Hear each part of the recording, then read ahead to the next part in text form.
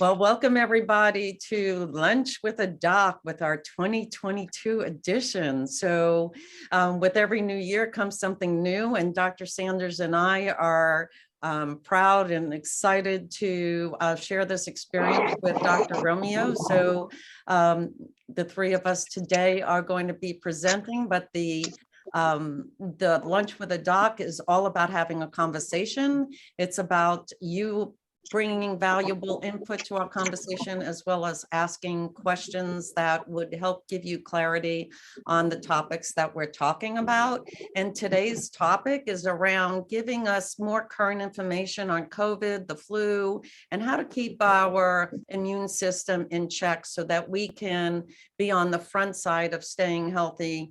And if we're symptomatic, Dr. Romeo and Dr. Sanders will help us navigate that as well.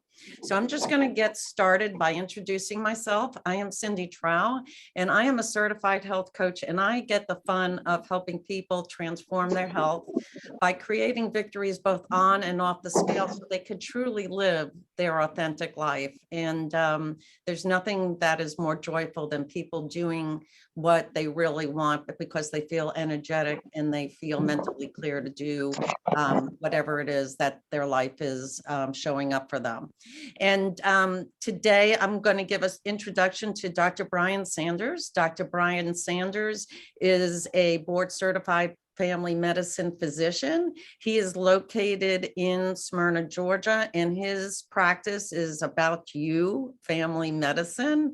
And he has a direct primary care practice, which means that he and his patients direct their, care without the interference of third parties, which is a beautiful thing. And so you get to have a wonderful patient care experience with Dr. Sanders. And it's so beautiful that now we have Dr. Romeo in Roswell, and his practice is a little bit different. It's here to help. It's an urgent care practice with the same concept, but they're able to help you like from 12 to 9, 7 days a week, and provide care for you on a more of a, I guess, an emergency basis. So I'm delighted to lead the show here today. And again, our conversation is around giving ourselves some current updates on COVID and the flu and some helpful tips on staying healthy. So I'm going to say thank you once more for being here, and please participate and jot your questions down, and we'll be sure to catch them and answer them as we move through our time together. So I'm going to just say, Dr. Romeo, take it away and tell us what we want to know and hear about what's going on. You've got it. First and foremost, I want to thank Dr. Sanders, one, for being here, and two, for inspiring me to open this urgent care so we could better take care of people together. I mean, wouldn't be possible without him. So thank you, Brian. So other things I want to shout out. I'm extremely proud of all the people who came and got tested over the holidays. I mean, especially in Roswell, we opened up December 6th, and before January 6th, we had tested over 700 people who were eager to see their families and have that peace of mind. And again, I think testing and being cognizant of symptoms is part of a layered approach that we need to keep holding on to. Also, one of the big things I saw were people finally, being not only cognizant of their symptoms, but if they're having symptoms, even mild or unconcerning to pre-COVID times, they were avoiding socializing. And that's something kind of new to our culture. How many of us were told in our careers, if you're feeling well enough, go to work? And this is something that has changed that I hope sticks around, because now we've seen how our health, especially if we're having fevers, we're having runny nose, affects those around us, even if it's just from a psychosomatic standpoint. It's extremely important to avoid socializing when sick. And then the other thing, I want to continue wearing masks as part of this layered approach, especially if you're having symptoms. We all need to go out and about, but one of the big things masks does, if you are symptomatic, it reduces respiratory droplets from getting to those that may not be sick. So I still want to encourage that. Now, over December, January, we saw many positives, but overall extremely mild cases, with quickly resolving symptoms similar to other upper respiratory illnesses, rhinoviruses, common colds, things like that. It seems, vaccinations and more research is showing that natural immunity and herd immunity and kind of the evolution of this virus. It's kind of gotten us to where we are today, which seems to be trending in the right direction. And I have to shout out and give kudos to the hospital systems. They've been working diligently to further treatment options and protocol to decrease mortality, even in those populations with comorbidities. Now, one of the things that people seem to be wanting to know about most are the current CDC recommendations, how it went from 10 to 5 days. Now, I'm particularly excited because before COVID, it was more along the 3 to 5 day, 5 to 7 type deal for upper respiratory illnesses. And I think this is more in line with being cautious, but also, herd immunity, natural immunity, all the things that are going to get us, hopefully on the other side of this. Now, the other thing that the CDC website is emphasizing now is not just exposure, which there's stratified recommendations based on vaccination status and exposure, but they're emphasizing symptoms. And I think that's more important, especially to the disruption of life based on exposure. Now, more symptoms typically means you're more contagious. Now, does that mean if you don't have symptoms, you aren't contagious? No, it just means less likely, which is why I still emphasize testing. I mean, if you're worried, get a test. They're readily available. We test 7 days a week from 12 to 9 p.m. with online scheduling. We keep in that infrastructure because even though it's kind of labor intensive for us, we want it available for the community because one, peace of mind, and two, it's one of our best tools to rule out something that seems to be spreading still relatively easily. Now, as far as the 5-day quarantine, everyone's like, is that enough? Now, for your normal immunocompetent people that you're going around, I think so. But I would still recommend 7 days before going around someone slightly immunocompromised. This would be populations like pregnant women or those being treated for autoimmune disorders that are on immune suppressant medications. Now, in an abundance of caution, I would still say 10 days before going around someone extremely immunocompromised. These are the very elderly in assisted living facilities. These are cancer patients. Okay, so we've taken precautions, life goes on. Now, all of a sudden, we've reached a point and we have symptoms and we're COVID positive. Okay, most of us have had this scenario. What do we do? First and foremost, stay calm. We're fortunate that we're in a country with readily available over-the-counter symptomatic treatment. Some people, because it's over the counter, they devalue these medications. But honestly, antipyretics such as ibuprofen and Tylenol, which reduce fever, are so beneficial when dealing with COVID and other upper respiratory illnesses, especially those of viral backgrounds.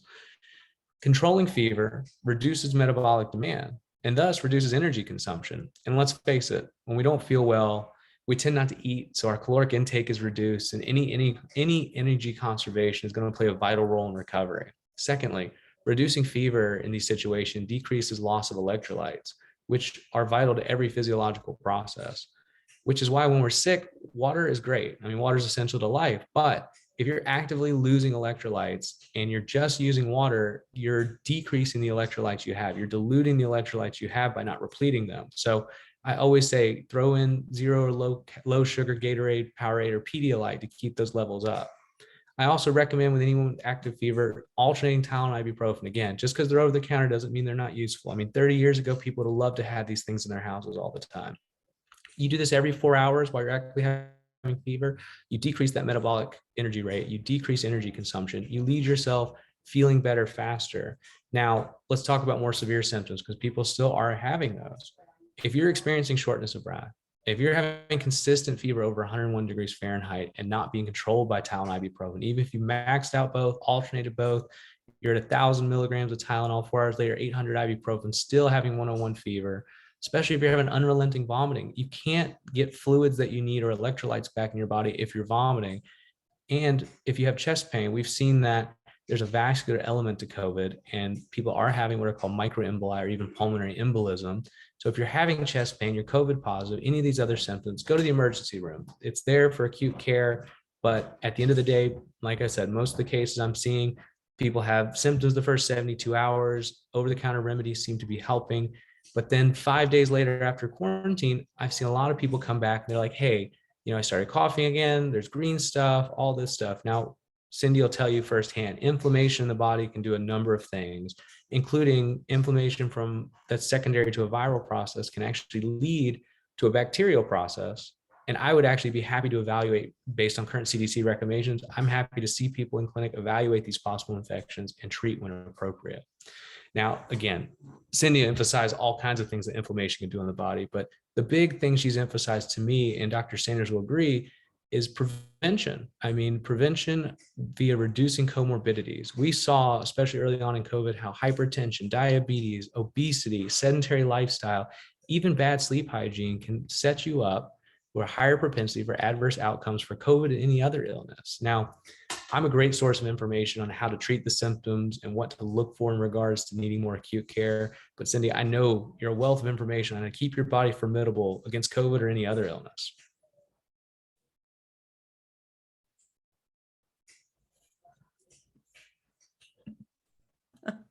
I think you're muted, Cindy. There you go. Thank you, Dr. Sanders. Yeah, I would love to share that, but before I do, we just ingested so much good information. Do you have any questions or comments that you would like to ask Dr. Romeo? Go ahead, Rachel. Hi, Dr. Romeo. Thanks for being here today. I wanted to ask long-term COVID symptoms. Are you seeing a lot of that still, especially with the Omicron, or is it too early to tell at this point? So Omicron, not so certain because it seems more like upper respiratory. I've had, like I said, secondary cases of acute sinusitis, even strep layered on that, things you would see run of the mill. But as far as other ones, the long-term effects seem to be coming from the earlier variants. And those are still people that had fibrotic changes in the lung that are still needing supplemental oxygen as some of that tissue regenerates and things like that. A lot of people can have like a brain fog where, and again, I think that lends to the inflammation comment. But at the end of the day, with Omicron, all I saw, anyone who wasn't too unfortunate to wind up with a subsequent bacterial infection seemed to be okay after that week or so forth. But the other variants still seem to have those longer term effects that some people, let's say the first couple months of COVID, when people would get intubated, come out on oxygen, some of those changes were more permanent because they were fibrotic. But I haven't seen anything other than the occasional person that has a subsequent bacterial infection needing antibiotics for something I would see routinely in urgent care. Okay. With the testing, is there any way to know what version of COVID you have? Because my mom just tested positive.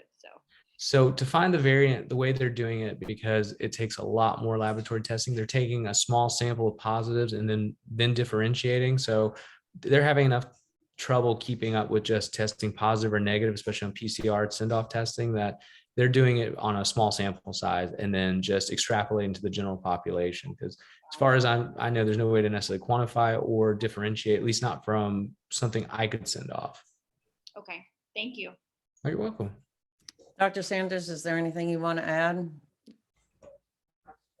No, I think that's all accurate and correct, and definitely are still seeing some long COVID symptoms, but largely my experience is gradually people are getting back to their baseline.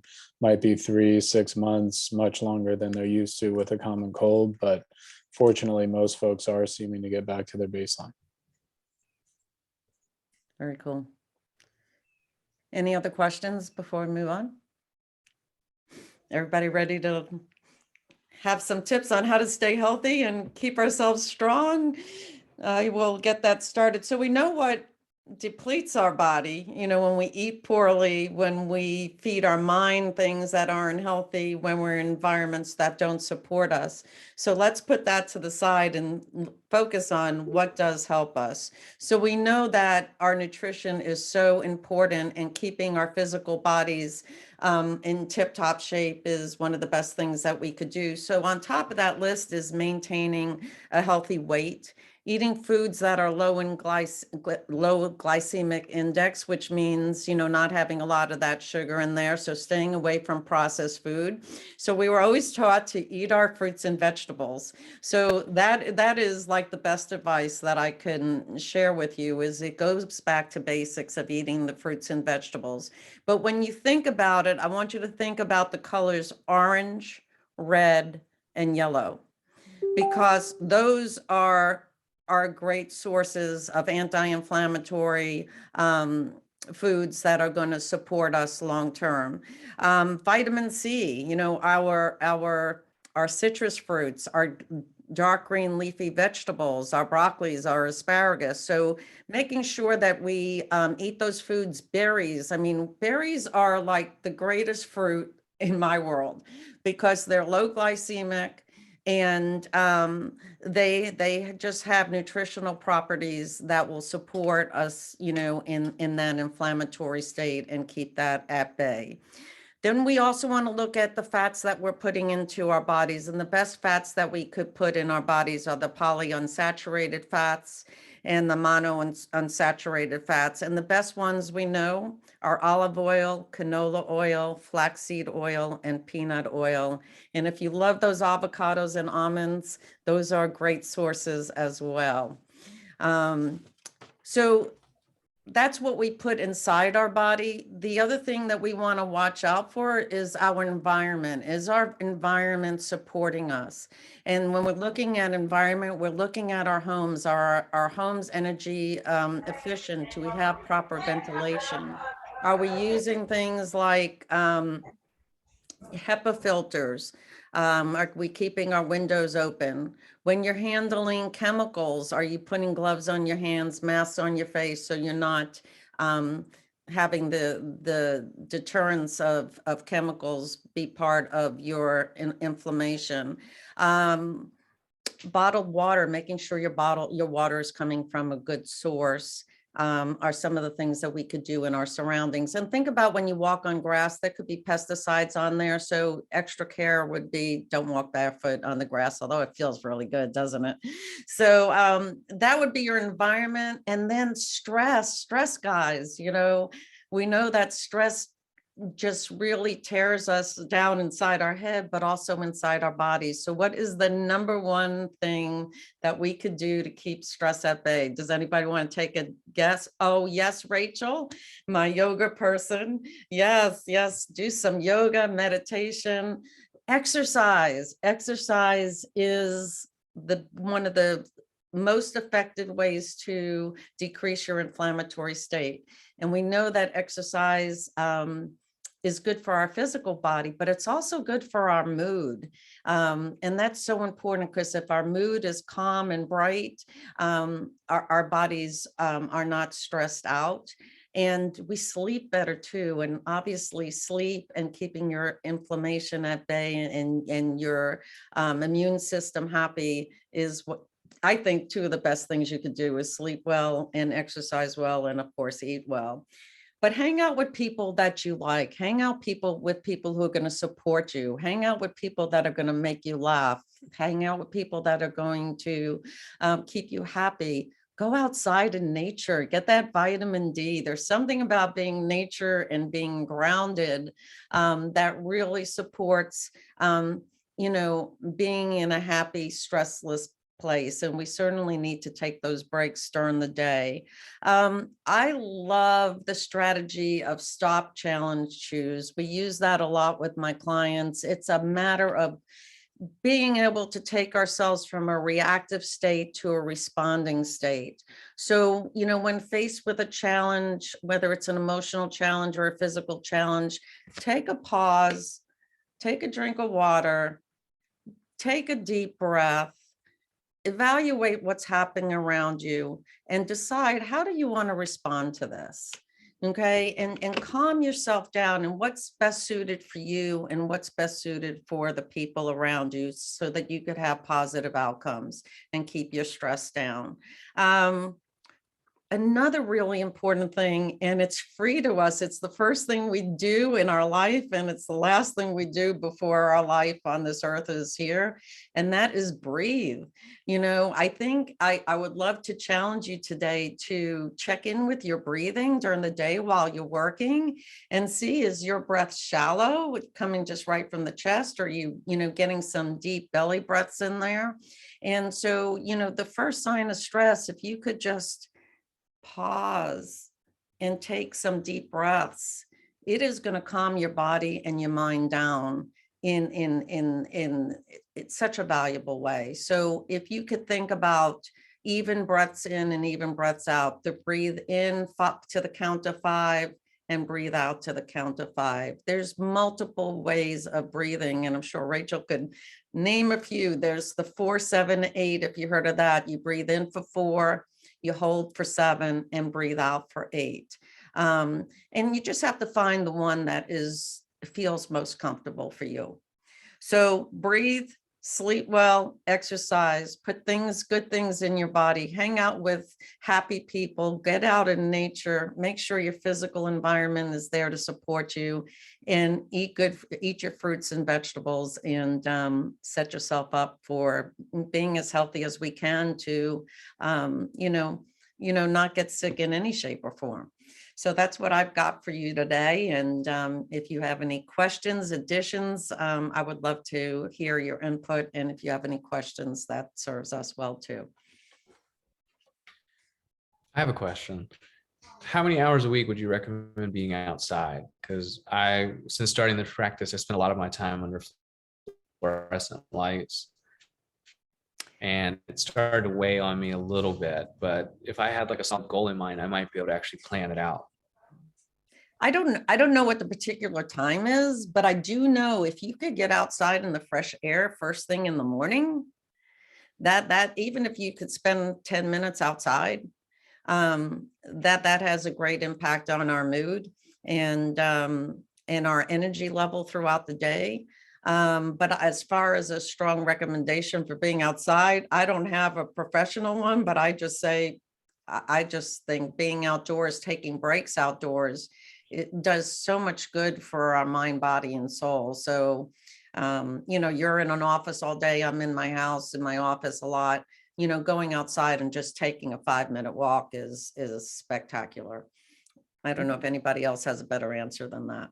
Well, that's a good answer because it's very manageable for me versus like 2 hours, 3 times a week, I I've heard always 10 to 30 believe minutes in- a day is good. 10 Say to that 30 again, minutes a Jean? day. 10 to 30 minutes a day. Mhm. Thank you. Thank you. Anyone else?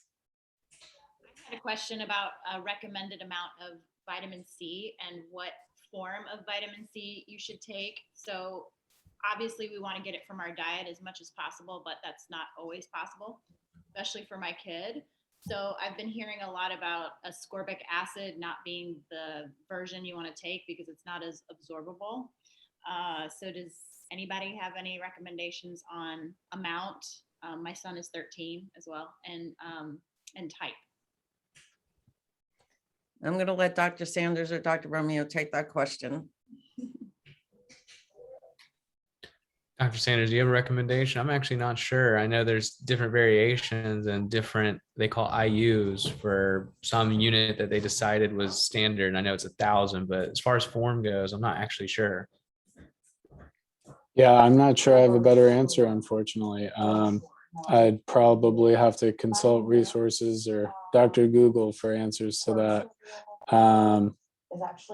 But I definitely would agree that diet is always going to be the best way to get your macro micronutrients in. So that's probably one of the better approaches as opposed to supplements.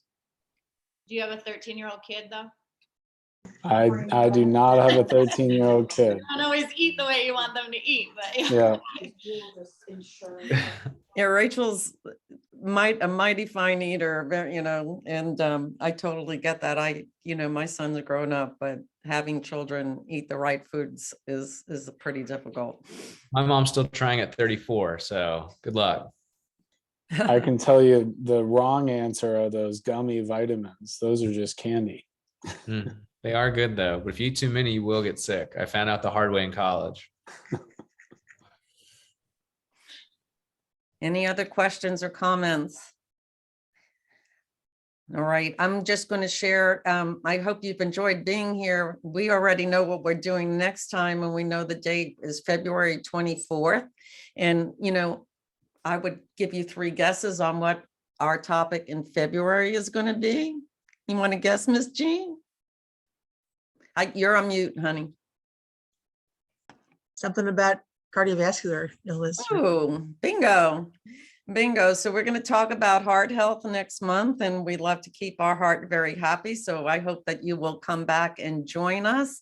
I am also want to share that if there's anyone here that is looking to take their health to the next level and needs a little inspiration, I have a great invitation for you coming up this Saturday, and you could do it from the the comfort of your own home, but it will be nothing short of spectacular. So if you are interested in that, I think most people here know how to contact me. And for those of you who don't, you could text me at this number that I'm going to put in the chat. Dr. Sanders or Dr. Romeo, do you have anything that you, events or things coming up that you would like to share with those that are with us today? Just so you know, anyone's welcome to come by and see what we do from 12 to 9 every day. I will be here. We're an available resource. We do all kinds of different things. I mean, I think with the success of our ribbon cutting, we should throw another party. Maybe when maybe Valentine's Day, something like that. We'll get another get together. I mean, Brian and I like to be parts of the community and be a personalized experience both in the clinic and outside the clinic. Awesome, awesome. Well, yes, go ahead, Rachel. Dr. Romeo, do you have any a DO that does primary care that you would recommend?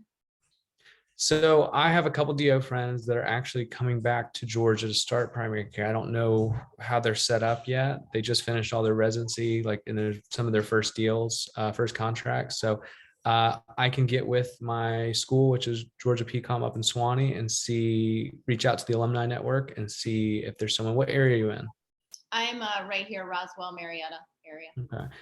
I'll get your number from Cindy and we'll talk. I'll find somebody. Okay, thank you. Yeah, until then, you can always use me. I mean, like I said, I see kids as well.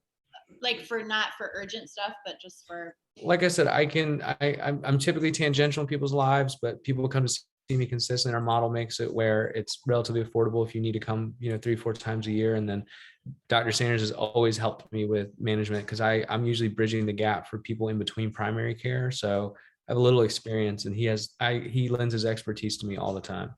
Okay, thank you. Oh, I'm happy to help because we're here to help.